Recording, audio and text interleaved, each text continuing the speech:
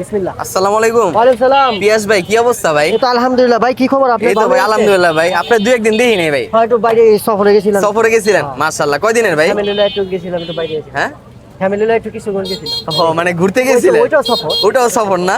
যাক, ফ্যামিলির একটু সময় দিয়েছেন। ফ্যামিলির একটু সময় মানে দিতে সব হয়। কাজের ভিতরে ফ্যামিলির সময় দিতে হবে। হ্যাঁ, তা কি নিয়ে আসছেন ভাই আজকে? আফগানি কাবুলি পোলাও। মাশাআল্লাহ। আফগানি কাবলি পোলাও না? হ্যাঁ, হ্যাঁ। মাশাআল্লাহ। এই এই ছোট ছোট বল দেখা যায়, এটা কি? এটা পাকিস্তানি চানা, পাকিস্তানি চানা না? আর সাথে এই যে এটা, সাথে হলো মুরগি। এটা মুরগি, কোন কি মুরগি এটা? এটা ব্রয়লার। ব্রয়লার না? ও, তা এরকম ইউনিক ইউনিক আইটেম ভালোই। ইনশাআল্লাহ। হ্যাঁ। যাক, এই যে আজকে দেখেন পিয়াস ভাই কিন্তু যে আফগানি কাবলি পোলাও নিয়ে আসছে।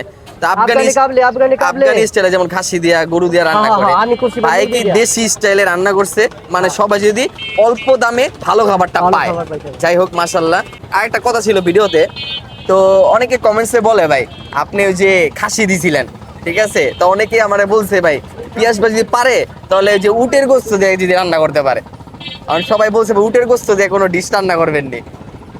উট দিয়া। হ্যাঁ, উটটা পাইতে গেলে তো আবার যাইতে হবে, ওই যাইতে হবে, ওই পার যাইতে হবে ভিতরে। ওইবার না, আমার একজন কমেন্টসে বলছে দেখবো মানে পিয়াস ভাই কত হ্যাডাম, ঠিক আছে, যে উটের গোস্ত দিয়ে রান্না করতে দাম পারে দিয়ে খাইতে হইবো। হ্যাঁ, দাম দেখাইবো। উট খাওয়াবো ইনশাআল্লাহ। খাওয়াবেন? দাম, হ্যাঁ খাওয়াবো। এই যে দাম শুনেন, কিন্তু লাগবো। যে আমার কমেন্টসে বলছিলেন যে উটের গোস্ত দিয়ে পিয়াস ভাই রান্না করতে পারবো 400 কিনা, টাকা প্যাকেট করবো, এলা ঠিক চিন্তা আছে। করে দেন। 400 টাকা প্যাকেট। 400 টাকা প্যাকেট? 400 টাকা প্যাকেট করবো। তাহলে কি পারবো খাইতে? যদি এরকম কেউ খাইতে হয় তাহলে আমার আগে শুনেন, থেকে ওই যে অফার পিয়াস করতে ভাই কি বলে শোনেন, উট দিয়া খাইতে গেলে আপনারা তো আগে ভিডিওতে করতে হবে। বলেন পিয়াস ভাই উটের মাংস রান্না করতে পারে কিনা, কত বড় হ্যাডাম আমরা তার, ঢাকা মানুষ এই কথা ইনশাআল্লাহ, বলছেন। আমরা হ্যাঁ, খাইবার বিপারি, খিলেবার বিপারি। এইটাই। ইনশাআল্লাহ। আর যে খাবে কিনা তার কত বড় হ্যাডাম আছে এটা দেখতে হবে এটা আগে। দেখতে হবে। এটা আগে থাকতে আবার কইতে হইবো। যাক, পিয়াস ভাইয়ের কাছে তো আগে থাকতে বিকাশ নাম্বার দিয়ে দেবো, ওইটার ভিতরে আগে পিয়াস ভাইয়ের কাছে আপনারা খাবার অর্ডারও করতে পারবেন, কাবুলি, সমস্যা কাবুলি। নাই। ওইটা।